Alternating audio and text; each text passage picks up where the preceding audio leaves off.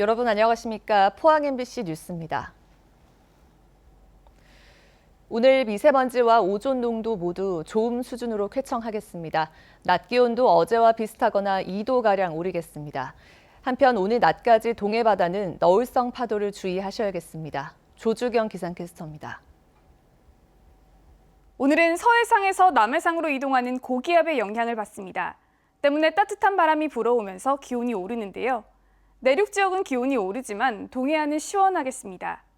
오늘 대체로 맑겠습니다. 낮부터는 구름이 많겠는데요. 한낮에는 강한 자외선도 주의하셔야겠습니다. 자외선 차단제 꼼꼼히 바르시고 건강도 계속해서 잘 챙기시기 바랍니다. 미세먼지와 오존 농도는 좋음 수준으로 쾌청하겠습니다. 자세한 지역별 날씨입니다. 오늘 경북 동해안은 대체로 맑겠습니다. 낮 기온은 울진 24도, 영덕과 포항이 26도, 경주 28도로 예상됩니다. 울릉도와 독도는 흐리고 구름이 많겠습니다. 낮 기온은 울릉 24도, 독도 22도입니다. 오늘 동해 바다는 천명한데요. 낮까지는 너울에 의한 높은 파도가 백사장에 강하게 밀려오거나 갯바위를 넘는 곳이 있습니다. 해안가 안전사고에 주의하시기 바랍니다. 물결은 최고 2.5m까지 일겠습니다. 주말까지는 별다른 비 소식이 없다가 일요일부터 사흘 동안 또 장맛비가 내리겠습니다. 날씨였습니다. 트라이애슬론 국가대표 출신인 20대 여자 선수가 훈련 과정에 심한 가혹 행위를 당했다며 스스로 목숨을 끊었습니다. 감독과 팀 닥터, 동료 선수까지 4명이 지속적인 폭언과 폭행을 일삼았습니다. 체중 감량 중에 복숭아를 먹었다는 이유로, 단지 물을 많이 먹었다는 이유로 폭행은 수시로 이루어졌습니다. 박성화 기자입니다. 지난 2017년 전국체전 철인 3종 경기에 출전한 최숙현 선수. 고교 시절부터 각종 대회에서 메달을 휩쓰며 두각을 나타냈던 최 선수는 지난달 26일 부산에 있는 숙소에서 스스로 목숨을 끊었습니다. 그 사람들 죄를 밝혀달라며 어머니에게 보낸 카톡 메시지가 유언이 됐습니다. 유족들은 최 선수가 지난 연말까지 소속됐던 경주시청팀에서 감독과 팀 닥터로부터 끊임없는 구타와 폭언에 시달렸다며 작년 3월 해외 전지훈련 때 있었던 생생한 폭행의 증거를 공개했습니다. 왜? 왜 뭐라는 거 아니잖아. 지금 뭐라는 거 아니다. 요즘 막 갔네. 뭐라는 거 아니라니까? 뭐야? 체중을 줄이던 도중 복숭아를 한 개 먹었는데 물을 마셨다고 둘러댄 게 폭행의 이유였다고 유족들은 고발했습니다. 최 선수의 일기장에도 지속적인 구타와 폭언의 흔적이 보입니다. 이런 지속적인 폭력 때문에 최 선수는 대인기피증까지 생겼다고 동료들은 증언했습니다. 숙현이를 좀 믿게 봤는지 그때부터 갈구기 시작했던 것 같고, 그러면서 숙현이가 대인기피로 오고 굉장히 많이 힘들어했었어요. 유족과 동료들의 증언에 따르면 같은 팀 선배 2명까지 가혹행위에 가담했습니다. 선수 생활은 지옥이나 다름없었다고 유족들은 호소했습니다. 초등학교 1학년 때부터 운동을 했는데 그 많은 세월 진짜 그 고통만 당하고 저 세상으로 갔다 간 게 저는 지금 한이 맺히고. 지옥 같은 선수 생활에 절망한 최숙현 선수는 올해 3월 감독과 팀 닥터, 동료 선수 2명을 폭행 등의 혐의로 고소했고, 2달 뒤 경찰은 기소 의견으로 검찰에 사건을 넘겼습니다. 폭행 피해를 당한 다른 동료 선수 2명도 조만간 감독 등을 추가로 고소할 예정입니다. MBC 뉴스 박성화입니다. 포항 영일만항을 오가는 인입철도가 어제부터 본격적인 상업 운행을 시작해 저렴한 철도 운송 시대가 열렸습니다. 영일만항 경쟁력이 강화될 것으로 기대되지만 코로나19 사태로 수출인 물동량 자체가 크게 줄어 당분간은 화물 확보에 어려움이 예상됩니다. 이규설 기자입니다. 컨테이너 화물을 가득 실은 757이 기관차가 기적을 울리며 서서히 움직입니다. 포항 영일만항 인입철도에서 화물 열차가 첫 상업 운행을 시작하는 역사적인 장면입니다. 열차는 우드 펠릿이 든 컨테이너 40개를 싣고 화력발전소가 있는 강릉으로 향했습니다. 포항시는 6년여 공사 끝에 지난해 12월 인입철도 공사를 마무리하고 시운전을 거쳐 상업 운행을 시작했습니다. 우선 포항에서 강릉까지 일주일에 6번 운행할 계획입니다. 그동안은 육상으로만 물동량을 이동했는데 앞으로는 육상하고 철도하고 같이 두 트랙으로 물동량을 운송하면 아마 영일만 항의 물동량 확보에 큰 도움이 될 것입니다. 무엇보다 철도 운송은 육상 운송보다 훨씬 저렴하고 대량 운송이 가능합니다. 특히 주요 화물인 우드펠릿은 그동안 주로 부산항을 통해 수입됐는데 소비처인 강릉까지의 거리는 포항 영일만항이 380km, 부산항은 560km로 영일만항이 부산항보다 180km 짧습니다. 2022년 동해 중부선이 완전 개통되면 포항에서 강릉까지의 거리는 220km로 더 줄어들게 됩니다. 여기에다 포항시 인센티브까지 더하면 강원도로 가는 컨테이너 화물 운송비는 영일만항이 부산항의 절반 수준이어서 충분히 경쟁력이 있다는 분석입니다. 또 포항 강릉강 중앙선 선로에는 동해 동부메탈, 영주 노벨리스 코리아 등 대형 화주들이 포진돼 있어 영일만항 물동량 확보에 도움이 될 것으로 기대됩니다. 포항 영일 신항만의 수건 사업인 항만 인입철도가 오늘부로 개통이 되었습니다.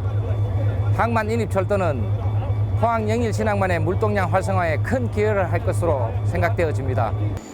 하지만 코로나19 사태로 수출입 물동량 자체가 크게 줄어 당분간은 화물 확보에 어려움이 예상됩니다. 지금까지 포항 영일만항은 물동량 확보가 여의치 않아 운영에 빨간불이 켜져 있었지만 인입철도 개통을 계기로 상황이 나아질 수 있기를 기대해 봅니다. MBC 뉴스 이규설입니다. 민선 7기 2년 동안 경주시는 미래 성장 동력을 마련하는 성과를 거뒀지만 맥스터 증설 등을 두고 갈등도 이어졌습니다. 준하경 경주시장은 후반기 2년 동안 지역 경제 활성화에 행정력을 집중하기로 했습니다. 임재국 기자가 보도합니다. 민선 7기 2년 동안 경주시는 지역 경제 활성화를 위한 토대를 만들고 확대하는 데 집중했습니다. 예산은 2천억 원 증가해 1조 6천억 원 규모로 커졌고 부채는 45% 줄었습니다. 2만 3천여 개 일자리를 창출하고 50개 기업을 유치했습니다. 2년 연속 스마트 기반 구축 사업에 선정됐고 수소연료 발전소 투자 유치 등 미래 신성장 동력 산업에 기반을 다졌습니다. 혁신 원자력 연구단지라는 큰 대형 프로젝트가 성사됨으로써 포스트 원전 시대 이후에 우리 경주의 먹거리를 마련한 것을 보람으로 생각합니다. 반면에 총선 과정에서 갈등이 이어졌고 태양광 건설 등 각종 민원과 맥스터 추가 증설을 둘러싼 논란은 끊이지 않고 있습니다. 경주시는 민선 7기 후반기에는 전반기에 조성한 신성장 동력 산업을 기반으로 경제도시 조성에 주력하기로 했습니다.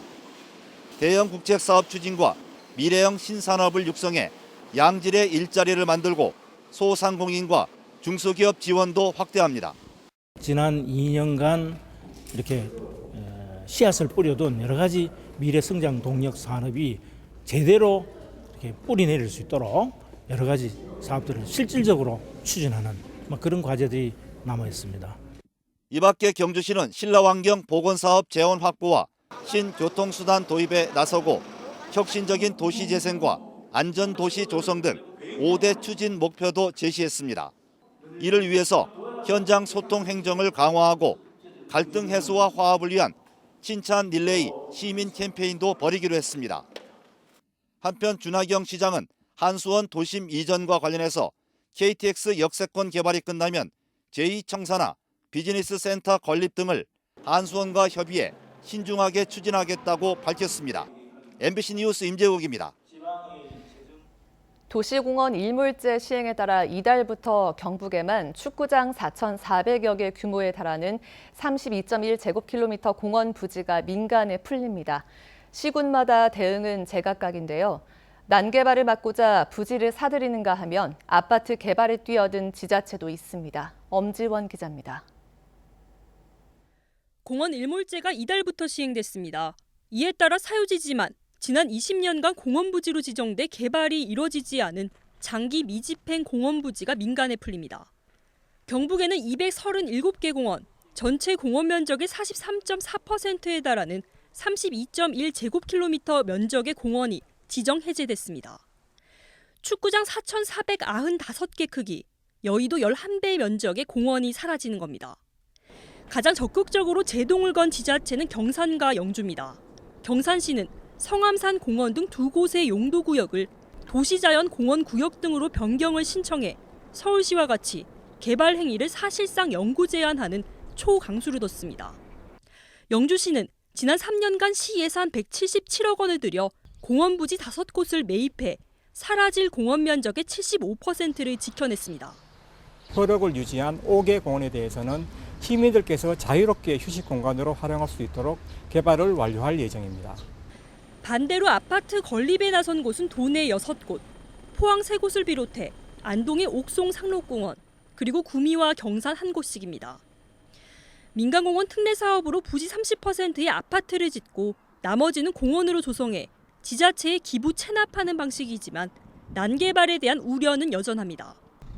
앞서 안동과 문경에서는 일몰제 시행 한 달 전 민간 특례 사업이 무산되면서 대책을 마련할 틈도 없이 개발 제한이 해제되기도 했습니다. 그렇게 되면 지금 안동시에서도 손을 쓸 수 있는 방법이 없고 오늘부터 개발 요구가 이렇게 신청이 들어올 건데 그러면 이 난개발에 대한 대책이 지금 봐서는 전혀 없어요. 대부분의 지자체가 99년 헌법재판소의 일몰제 판결 이후 손을 놓고 있으면서 결국 속수무책으로 개발 논리에 내몰리게 됐습니다. MBC 뉴스 엄지연입니다. 홍일학 신임 대구시 경제부시장이 공식 업무를 시작했습니다. 그동안의 대구시 경제정책이 과연 올바른 방향이었는지에 의문을 제기하며 새로운 방식으로 접근하겠다고 밝혀 적지 않은 변화를 예고했습니다. 윤태호 기자가 보도합니다. 미래통합당 소속의 재선 권영진 대구시장과 더불어민주당 재선 국회의원이었던 홍일학 경제부시장이 나란히 섰습니다. 연대와 협력의 정신으로 그리고 이념과 정당을 초월해서 협치하면서 이 위기를 극복하고 하던 대로 좀 하지 말고 좀 다르게 한번 해봐라 이런 명령이 있으리라 그렇게 생각합니다. 그래서 앞으로 많이 좀 다르게 한번 접근해보고 감사합니다. 홍 부시장의 이 같은 언급은 대구시의 경제 정책을 비판한 것이어서 눈길을 끕니다. 방향 설정부터 잘못됐다는 겁니다. 지난 30년 동안 대구 계속 대기업 유치하겠다고 노래 부르지 않았어요. 안 되잖아요. 과연 우리 몸에 맞는 산업들을 유치하려고 노력했는가 하는 것에는 의문이 있는 건 사실입니다. 자동차 부품과 기계, 섬유에 편중된 대구의 산업 구조를 바꾸겠다는 의미인지 물음에는 확대 해석을 경계했지만 기업 문화와 기업인의 생각을 바꿀 필요는 있다는 뜻을 내비쳤습니다. 내가 독점해야 되겠다는 생각이 없어서 서로 융합하고 돕고 아직도 대구는 그냥 내가 혼자 이렇게 다 해야 된다 이런 것들이 너무 이제 일반화돼 있다는 생각을 하기 때문에 현 정부 들어 대구 홀대론이 계속 나오는 것에 대해서는 정부 여당뿐 아니라 대구시를 상대로 사실 확인을 거쳐 바로 잡을 건 바로 잡겠다는 뜻을 분명히 했습니다. 지역 정치권과의 연대에 대해서는 대구를 위해 맡은 역할을 하면 되고 필요하면 협조를 구할 것이라며 다소 거리를 뒀습니다. 여와야 그리고 대구시와 시민사회가 이렇게 진정한 협치를 해서 코로나 사태가 던져준 과제들을 전면적으로 같이 검토하고 추진하는 체계를 만들었으면 좋겠습니다. 기존 방식대로 하지 않겠다. 홍일학 경제부시장이 밝힌 시정 운영의 핵심입니다. 대구시 공직사회와 지역 정치권이 얼마나 협조할지가 관건입니다. MBC 뉴스 윤태호입니다. 포스텍이 인공지능 분야 인재를 육성하기 위해 인공지능 대학원과 연구원의 문을 열었습니다. 포스텍은 미디어 AI와 데이터 AI, AI 이론 등 세계의 핵심 분야와 바이오 신약, 3D 가상현실 등 융합 연구를 통해 AI 인재를 육성할 계획입니다. 어제 개원식에는 김무환 총장과 전우헌 경상북도 경제부시장, 이강덕 포항시장 등이 참석했습니다. 포항시는 코로나19 전담병원인 포항의료원의 지방세를 감면하기로 했습니다. 포항의료원은 지난 1월부터 넉 달 동안 코로나19 확진자 치료 등으로 일반 진료 기능이 중단되고 장례식장이 폐쇄돼 손실이 발생했습니다. 감면되는 지방세는 올해 토지와 건축물에 대한 재산세 25%, 주민세 재산분 100%, 6개월간 주민세 종업원분 100%입니다. 울진군 남부지역 행정민원 업무를 담당할 남울진민원센터가 어제 평해리에서 개청식을 갖고 업무를 개시했습니다. 울진군이 17억 원을 들여 지상 2층 규모로 건립한 남울진민원센터는 평해와 후포 등 남부 4개 읍면의 건축 등 복합 민원과 해양수산 업무를 담당합니다. 울진군은 이어서 엑스포공원에서 왕피천 케이블카 개장식을 갖고 상업 운영을 시작했습니다. 문화재청은 신라 7세기를 대표하는 조각 중 하나로 꼽히는 경주 남산 장창곡 석조미륵 열애 3존상을 보물로 지정 예고했습니다. 본존 미륵불과 좌우 협시 보살로 구성된 3존상은 발견된 위치가 명확하고 우리나라에서 가장 이른 의좌형 미륵 3존불이며 신라 전성기의 수준 높은 조각 양식을 보여준다는 점에서 우리나라 조각사의 중요한 학술적, 예술적 위상을 지닌 작품으로 평가됐습니다. 문화재청은 30일간의 예고와 문화재위원회의 심의를 거친 뒤 국가지정 문화재 보물로 지정할 예정입니다.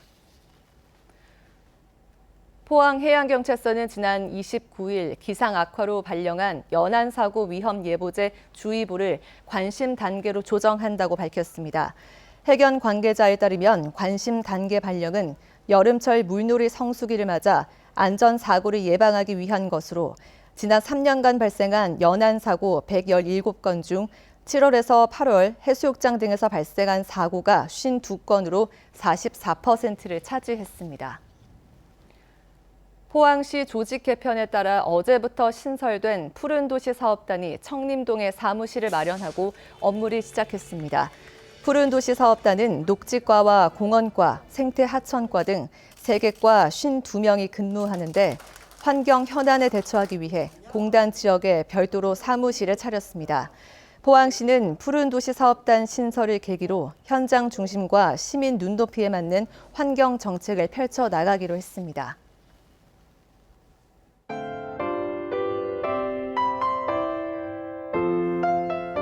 오늘은 서해상에서 남해상으로 이동하는 고기압의 영향을 받습니다. 때문에 따뜻한 바람이 불어오면서 기온이 오르는데요. 내륙 지역은 기온이 오르지만 동해안은 시원하겠습니다. 오늘 대체로 맑겠습니다. 낮부터는 구름이 많겠는데요. 한낮에는 강한 자외선도 주의하셔야겠습니다. 자외선 차단제 꼼꼼히 바르시고 건강도 계속해서 잘 챙기시기 바랍니다. 미세먼지와 오존 농도는 좋음 수준으로 쾌청하겠습니다. 자세한 지역별 날씨입니다. 오늘 경북 동해안은 대체로 맑겠습니다. 낮 기온은 울진 24도, 영덕과 포항이 26도, 경주 28도로 예상됩니다. 울릉도와 독도는 흐리고 구름이 많겠습니다. 낮 기온은 울릉 24도, 독도 22도입니다. 오늘 동해 바다는 청명한데요. 낮까지는 너울에 의한 높은 파도가 백사장에 강하게 밀려오거나 갯바위를 넘는 곳이 있습니다. 해안가 안전사고에 주의하시기 바랍니다.